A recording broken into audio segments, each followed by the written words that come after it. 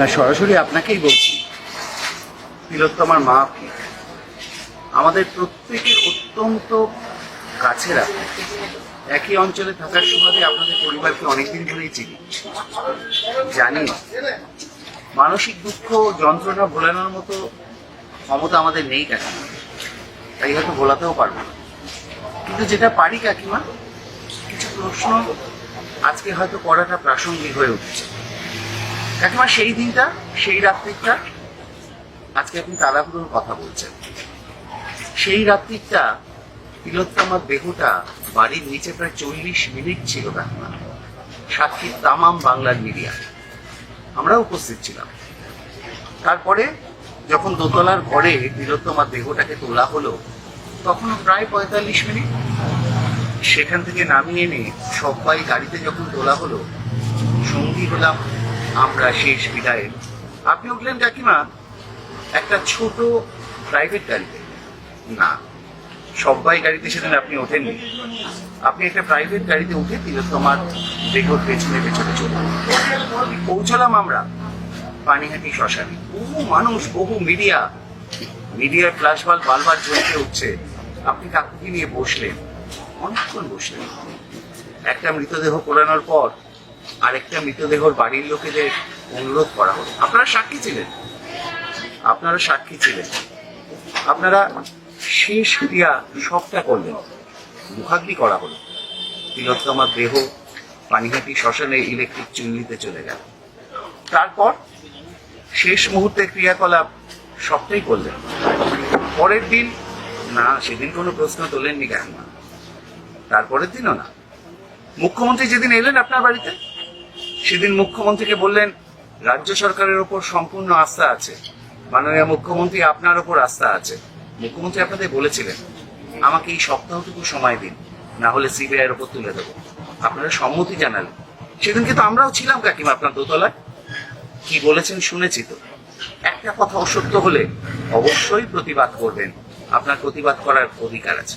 আপনি আজকে রাজনীতিতে আসতে চাইছেন বলে কোনো কথা বলছি না, আপনার রাজনীতিতে আসার অধিকার আছে। লড়াইয়ের ময়দানে ভোটের রাজনীতিতে আপনি আসুন কাকিমা, খালি সত্যি কথা বলুন। তিলোত্তমার মা হিসাবে আমরা যারা তিলোত্তমার প্রতি, তিলোত্তমার এই মর্মান্তিক ঘটনার প্রতি সহানুভূতিশীল, যারা সমর্থন করি না, তারা সবাই তো শুধু সত্যি কথাটুকু আপনার মুখ থেকে জানতে চাইছে।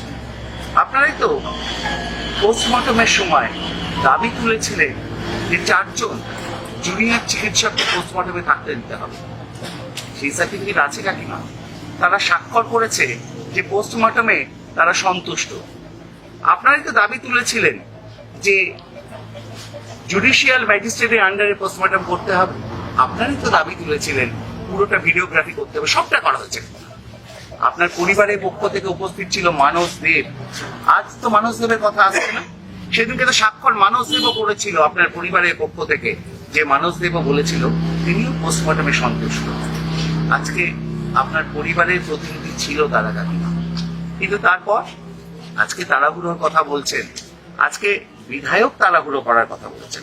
সেদিনকে তো বলেনি কাকিমা যদি আরো একটা মৃতদেহের পরেও বা তিলোত্তমার সৎকার হতো, কি এমন ঘটে যেত?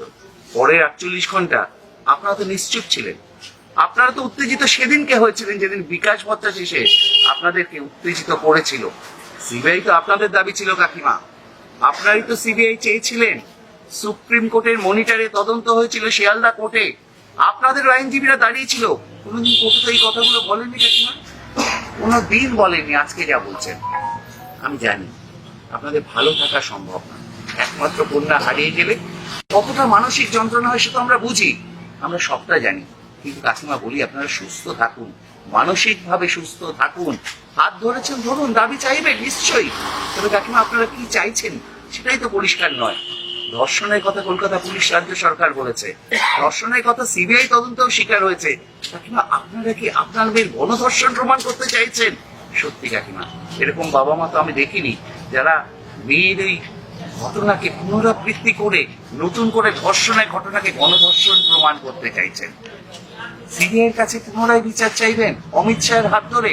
সেই অমিত শাহ যিনি সিবিআই পরিচালনা করেন, সেই অমিত শাহের হাত ধরে নতুন করে সিবিআই এর কাছে বিচার চান কাকিমা, আমরাও চাই।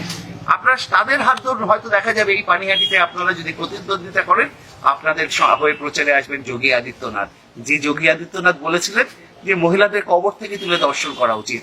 আপনারা সেই যোগী আদিত্যনাথের হাত ধরে তিলোত্তমার বিচার চান কাকিমা, আমাদের আপত্তি নেই। আপনারা এপস্টিন ফাইলের কথা ভুলে গিয়ে বিজেপির হাত ধরুন কাকিমা, আমাদের আপত্তি নেই। আপনারা নেহাল চাঁদের দলের ধর্ষকের দায়ে অভিযুক্ত মন্ত্রী বিজেপির নেহাল চাঁদের দলের হাত ধরে তিলোত্তমার বিচার চান কাকিমা, আপত্তি নেই। আপনারা প্রজ্জ্বল রেভান্নার দলের হাত ধরে তিলোত্তমার বিচার চান কাকিমা, আপত্তি নেই। আপনারা আশারাম বাবুর দলের হাত ধরে তিলোত্তমার বিচার চান, আপত্তি নেই।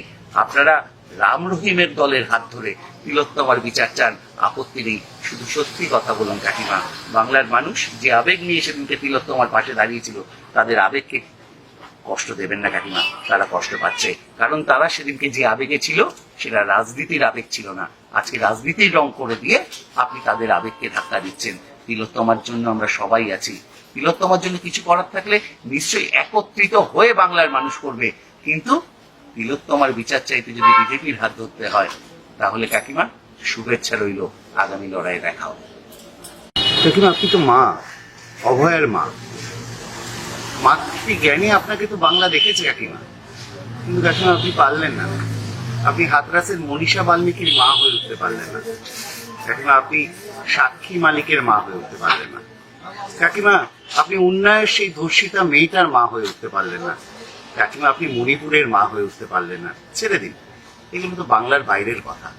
রাজভবনের সেই মেয়েটা, যে মেয়েটা জানতো না যে রাজ্যপালের নাকি রক্ষা কবচ আছে যে বাংলার মেয়েদের শ্লীলতাহানি করা যায়, আপনি তার মা হয়ে উঠতে পারলেন না কাকিমা।